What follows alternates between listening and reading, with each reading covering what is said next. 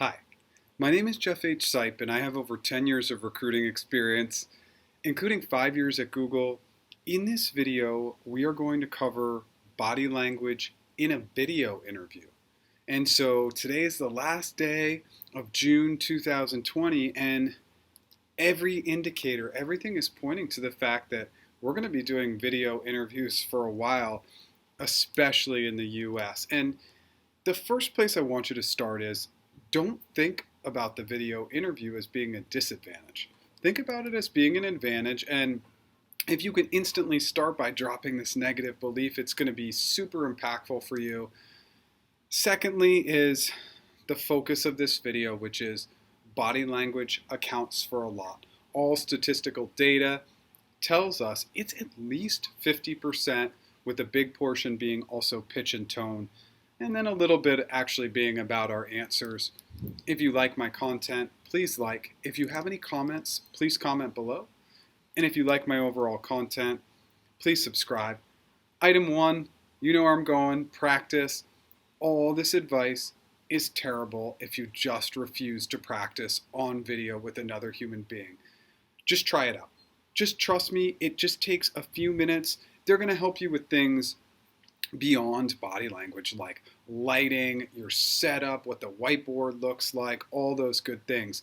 But they will be able to give you honest feedback on your body language with a friend, a former colleague, current colleague, family member, a significant other. You just bring them in, put them in the other room. It's really, really helpful to practice so you can see how you present, and body language is absolutely critical, especially on video where you're only seeing a small frame of a person. Item 2, stand. If you are physically capable, especially if it's like a one-off interview, I want you to stand. And one of the biggest reasons is because you tend to have your shoulders back, head up when you stand. It's why I stand for all my videos when I do them. If you have a slate of interviews, this is going to be a little bit trickier, but you can have a setup where you're up high, standing up, and sitting down if you need to transition. And I do that with my clients on a daily basis. For some I stand, for some I sit, so I'm not standing all day. Let's demonstrate the difference in my appearance to when I'm standing up straight and slouching. So let's start with standing up straight.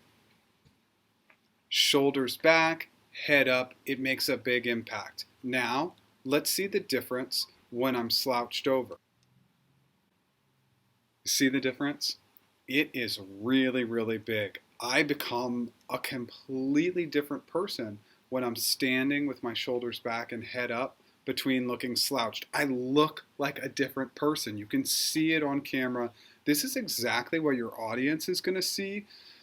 The good news, if you tend to be somebody who slouches, tons of products out there, literally straps that you can put on that pull you back, little sensors that you can put back there that are going to improve your posture if you tend to have bad posture.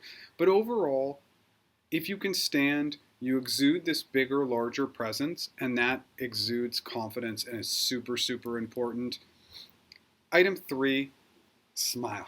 Smiling is critical. So one of the pro tips is join the video early. When your interviewer comes on, you're already on there, you're beaming, you're smiling. It will instantly make them feel great about you. So again, let's go through that same experiment. Let's start by smiling. Now, let's shift it, and let's say you come on camera and I'm not smiling. See the difference? When I smile, it makes you smile. It gets you excited. It gets you engaged. And what you need to do is just have a smiling awareness. And I have a smiling awareness when I create these videos. I know that every once in a while, I need to not be so serious, and I need to implement this smile. Think about seeing a beloved family member or friend that you haven't seen in a long time, and how big you'd be smiling when the first time you get to see them, hug them. Think about meeting Michelle Obama for the first time, how big you'd be smiling if you got to meet somebody that amazing, etc. Just put that type of smile on. Stay in the moment. Incorporating smiles throughout your video can just be incredibly impactful for having success in these video interviews. Item 4, look at the camera. Now, if you're kind of anywhere in the range of the camera, it's going to basically look like you're looking at them. As much as you can be looking at that dot, the better. But just if you're looking in general at your computer screen, it's going to look like you're looking at them. Now, with eye contact and looking at the camera, you also need to look away from time to time. It gets really, really strange if you're 100% just locked in. And I had this experience at Google. I had this guy come on site, and we were both people who could lock in, and we just stared at each other for 45 minutes. And it was such a good indication that I had been freaking people out because I was just locked in on them. So you want to build in that nuance of occasionally looking away, looking up. It's really, really important. But in general, on video, one of the biggest reasons why we practice is so that you can have an awareness of how you look at the overall screen. Focus on that lighted up dot in your webcam, or if you have a webcam, really focus in on that. It's just going to create better connectivity as we're doing these interviews all via video. Item 5, mirroring.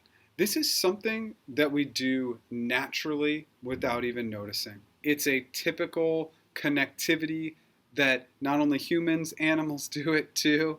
But what I want you to start to notice is, like, how much do they nod their head? How much do they use their hands? Do they like to lean in a lot? These are just some items that I want you to be conscious of, because the more you can mirror them and adapt and adjust to them and just notice it, it's really important. And so, again, would love to flash back to a quick example. In late 2015 at Google, I was exploring roles in London. And I had a conversation with a woman, hiring manager in London, and she loved to use her hands. Her hands were like here. And I like to use my hands a little bit, but I don't use them a ton. So with her, I started using my hands a lot and kind of explaining with my hands, and she perked up the instant I started using my hands more, because I was building in some connectivity with her. And it just goes to show you that mirroring is important. It's not meant to trick, it's just to establish and work in the same plane as that other person. This is definitely a higher level body language tip, but if you can do it and do it well and just be aware of it, it's really important. Item 6, gestures. So this is directly correlated with the mirroring concept. What I really want you to focus on is 3 specific items. So it's nodding, it's leaning in, and then it's your use of hands. And so with these gestures, you have to nod just to acknowledge that you're hearing the interviewer, you're hearing what they're saying, that you're actively listening. You also maybe want to lean in occasionally and also add that nod. The lean in means you're trying to be attentive, you're creating engagement with them. Lastly, with your hands, one of the benefits of being via video is you're not playing around with your hands at the desk, because it's really hard to know where to put your hands in an interview. Your hands are going to be hidden. But again, if you feel like it's valuable to talk with your hands, then absolutely do it. It's something that is just going to trigger a little bit of success. I just want you to be thinking about gestures in general. Really important when it comes to body language. Item 7, breathe. What this does from a body language perspective is it just makes your face relax a little bit. It makes your body relax a little bit. It makes you seem less tense. And then it will help give an air of confidence and somebody who's casual and relaxed and approachable. Breathing is very, very important, especially when we get these kind of tricky, complex questions. Just take a deep breath and kind of relax, and then you go in and you flow. But it will absolutely help. You won't look rigid, your face, you won't get those wrinkles and all those things that happen when we get stressed out and we're not breathing.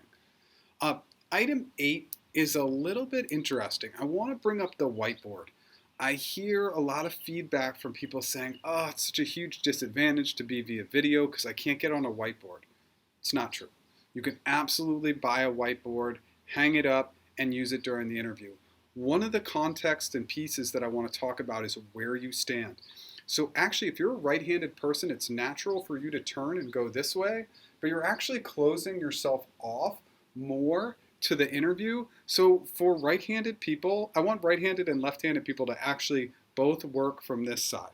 So if you're working from this side, you're writing and you're open, but you're really kind of open to your audience. This is something that you absolutely have to play around with. Anytime you're at a whiteboard via video or in person, you have to turn your back a little bit on your audience. But I've just found by going to the right side, you're staying very open. And your open body language is going to be inviting and engaging. This part is really tricky. I just want you to play around with it, see what works for you, but practice that setup of the whiteboard and what it looks like. Item 9, intro and exit. So I know I mentioned the intro earlier on. Now I want to mention the exit too. From a body language perspective, all positive, all smiles. Everything is fantastic when you come in. Everything is fantastic when you leave. You end with that very gracious positivity, great body language. If you come in positive and end positive, those bookends, that's what they're going to remember from a body language perspective. That's what's going to have the positive carryover effect for you. There's a lot of other items when it comes to interviewing. We didn't cover pitch and tone, which is almost as critical as body language when we're not even actually talking about the words we're using. But with body language, if you can focus on these tips, especially via video, they're just going to set you up for success. And knowing that this is the new norm, at least for now, I hope these tips help you have greater success in your video interviews. Good luck. Thanks so much.